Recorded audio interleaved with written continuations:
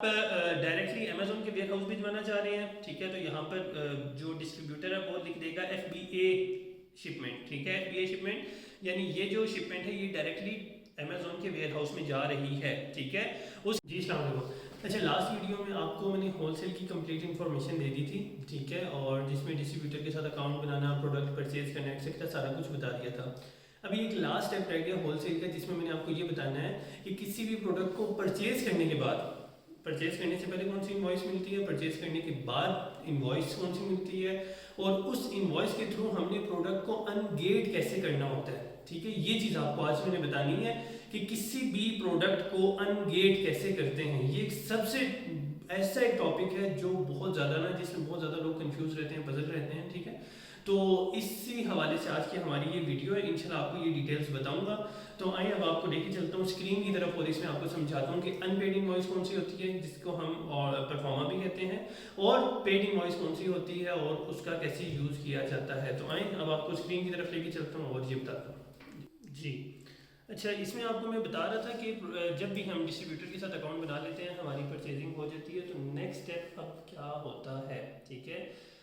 आप लोगों ने एक चीज़ अपने माइंड में रखनी है कि डिस्ट्रीब्यूटर से जब भी हम कोई प्रोडक्ट ऑर्डर करते हैं तो वो हमें पहले नंबर पर एक अनपेड इनवॉइस देता है, जिसको हम परफॉर्मा भी कहते हैं, ठीक है।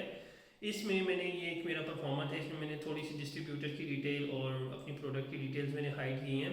इसमें आप देख सकते हैं कि सिंपल परफॉर्मा था, ठीक है, परचेज ऑर्डर नंबर आगे लिखा हुआ था, उसके अलावा प्रोडक्ट का नाम, ठीक है, 2 प्रोडक्ट्स ऑर्डर की थी, ये उनकी क्वांटिटी लिखी हुई है केसेस की, कि एक के मैंने 3 केसेस ऑर्डर किए, दूसरे के 7 केसेस, आगे प्रोडक्ट का नाम और ये आगे उनकी प्राइस लिखी हुई थी, ठीक है। टोटल ये प्राइस यहाँ पे आपको नज़र आ रही है।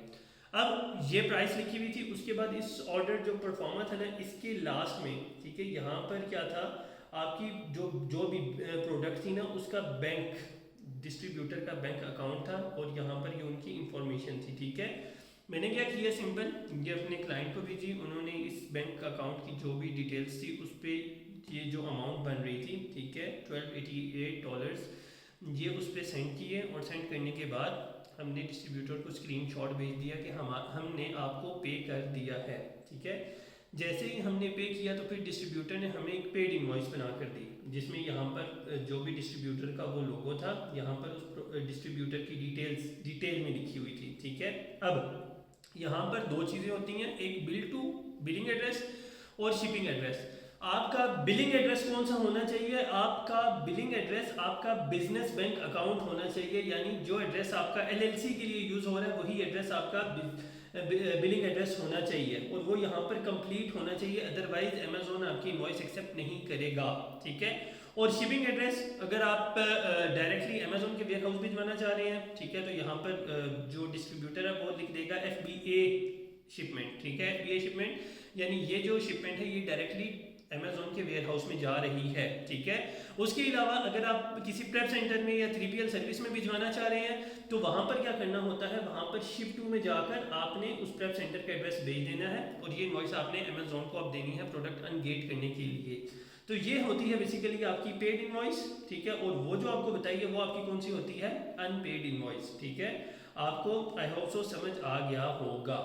अब चलते हैं इस इनवॉइस के थ्रू हमने प्रोडक्ट को कैसे अनगेट करना है, ठीक है। अब एक चीज़ तो पहले याद रखें कि जो आपके पास पुराने अकाउंट्स होते हैं, ठीक है, जिनकी सेल्स हिस्ट्री काफ़ी बन जाती है, उस पर अमेजोन आपसे किसी किस्म की इनवॉइस नहीं मांगता, हम डायरेक्टली वो प्रोडक्ट सेल कर सकते हैं, ठीक है। मेरे पास जैसे ये पुराना अकाउंट है, काफ़ी पुराना हो गया है, ठीक है, मतलब 3-4 महीने, इतना ज़्यादा पुराना नहीं, 3 महीने आप कह सकते हैं, ठीक है। अब देखिए यहाँ पर एक प्रोडक्ट है रिमिल, ठीक है। अब ये प्रोडक्ट मैं जब यहाँ पर सर्च करूँगा तो मेरे पास डायरेक्टली ऑप्शन आ रहा है सेल दिस प्रोडक्ट। इसका क्या मतलब है कि अमेजोन मेरे से कोई भी इनवॉइस वगैरह नहीं मांग रहा, मैं डायरेक्टली इस प्रोडक्ट को सेल कर सकता हूँ। लेकिन मैं अपने इस अकाउंट की तरफ आऊँगा, ये मेरा अकाउंट है बिल्कुल न्यू, ठीक है, और इस न्यू अकाउंट में मैंने जब रिमल की प्रोडक्ट लिखी ना, ठीक है, तो मेरे पास एक ऑप्शन आ रहा है अप्लाई टू सेल। आपने क्या करना है, आपके पास इस तरह ऑप्शन आ रहा होगा सिलेक्ट कंडीशन, हमने कंडीशन सेलेक्ट करनी है न्यू, क्यों, क्योंकि हम न्यू प्रोडक्ट सेल करना चाह रहे हैं। फिर आ रहा है option apply to sell. Apply to sell में जब आप क्लिक करेंगे तो आपके पास इस तरह का एक ऑप्शन आएगा, ठीक है। हमने यहाँ पर क्या करना है, हमने यहाँ पर रिक्वेस्ट अप्रूवल पे क्लिक कर देना है। ठीक है, जब आप रिक्वेस्ट अप्रूवल पे क्लिक करेंगे तो अब आपके पास ऑप्शन आ रहा है कि अमेज़ॉन आपसे इस ब्रांड की या डिस्ट्रीब्यूटर की इनवॉइस मांग रहा है। अब आपकी इनवॉइस में क्या क्या चीज़ें होने ज़रूरी हैं। नंबर 1, डेट होना चाहिए। ठीक है, आपकी लास्ट 180 डेज से पुरानी इनवॉइस नहीं होनी चाहिए, ये बात याद रखें। अगर उससे पुरानी इनवॉइस होगी तो अमेज़ॉन एक्सेप्ट नहीं करेगा। दूसरे नंबर पर आपका जो भी आपका LLC का एड्रेस है, आपका अकाउंट का जो भी नाम है, वो आपकी जो सेलर सेंट्रल में जो डिटेल्स हैं आपकी वही डिटेल इनवॉइस के ऊपर भी होनी चाहिए और दोनों का मैच करना भी ज़रूरी है। तीसरे नंबर पर क्या चीज़ होनी चाहिए कि आपका जो भी मैन्युफैक्चरर या डिस्ट्रीब्यूटर है उस डिस्ट्रीब्यूटर का नाम और एड्रेस भी लिखा होना चाहिए। ठीक है, और कम से कम आपने 10 यूनिट्स परचेज करने हैं, 10 यूनिट्स की इनवॉइस आपके पास होनी चाहिए। ऐसा ना हो कि आप 2-3 यूनिट की लेकर उसकी इनवॉइस दे रहे हो तो वो अमेज़ॉन कभी भी एक्सेप्ट नहीं करेगा। ठीक है, और बाकी चीज़ें ऑप्शनल हैं। और देखिए एक चीज़ अमेज़ॉन ये बता रहा है कि अमेज़ॉन आपका जो भी वेंडर है, जो भी सप्लायर है, उस सप्लायर को कॉल करके आपकी जो भी इनवॉइस नंबर है वो बताकर कंफर्म कर सकता है कि आपने वाकईतन उस सप्लायर से ये प्रोडक्ट ली है कि नहीं ली। ठीक है, हमने क्या करना है, हमने इनवॉइस सबमिट करने के टाइम ये सारी चीज़ें यहाँ से पे टिक इस पे करना है। टिक करने के बाद यहाँ पर सिलेक्ट करना है। सिलेक्ट करने में डाउनलोड में आपकी जो जो प्रोडक्ट्स, यहाँ पे डाउनलोडिंग पे मेरी काफ़ी सारी इनवॉइसेज अपलोड हैं, इस वजह से वो नहीं मैं दिखा रहा। ठीक है, कोई भी आपने प्रोडक्ट की इनवॉइस लेनी है, जो भी प्रोडक्ट सेल करना चाह रहे हैं उसकी इनवॉइस अगर आपके पास आ गई है वो यहाँ पर अपलोड करें। अपलोड करने के बाद नीचे आना है, आपने आकर अपना ईमेल एड्रेस लिखना है। ठीक है, कोशिश करें अपना वही ईमेल एड्रेस लिखें जो आपका ऑलरेडी आपके क्लाइंट का है। ठीक है, वो यहाँ पर लिखें और यहाँ पर आकर एग्री एंड सबमिट करेंगे। तो जैसे ही आप इसको सबमिट करेंगे तो 10 ज़्यादा से ज़्यादा 5 मिनट लेते हैं समटाइम अमेज़ॉन, और कभी कभार इसको 2-3 दिन तक लेके जाता है। अदरवाइज 5 मिनट के अंदर अंदर आपके पास उस प्रोडक्ट का ये ऑप्शन आएगा इस तरीके से, सेल दिस प्रोडक्ट। ठीक है, अब याद रखिए एक चीज़, इस चीज़ को इनवॉइस देकर, अमेज़ॉन को इनवॉइस देकर प्रोडक्ट को अनगेट करना, इसको हम अमेज़ॉन की टर्म में क्या कहते हैं, हार्ड अप्रूवल। ठीक है, और इसको कहते हैं प्रोडक्ट अनगेट करना। ये भी इसका एक नाम आप दे सकते हैं कि किसी भी प्रोडक्ट को अनगेट करना, यानी जिस प्रोडक्ट के लिए अमेज़ॉन आपसे इनवॉइस मांग रहा हो वो गेटेड प्रोडक्ट्स होती हैं। अनगेट प्रोडक्ट कौन सी होती है, आपके पास अनगेट प्रोडक्ट वो होती है जिस पे डायरेक्टली सेल दिस प्रोडक्ट का ऑप्शन आ रहा हो, वो आपके पास होती है अनगेट प्रोडक्ट।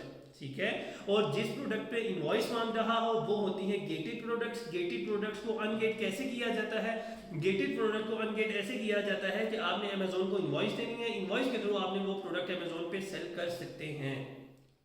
तो आई होप सो आप लोगों को समझ आ गई है होगी कि किसी भी प्रोडक्ट को अनगेट कैसे किया जाता है। एक बहुत छोटा सा टॉपिक था और बहुत आसान टॉपिक है, इसमें कोई भी बात मुश्किल नहीं है।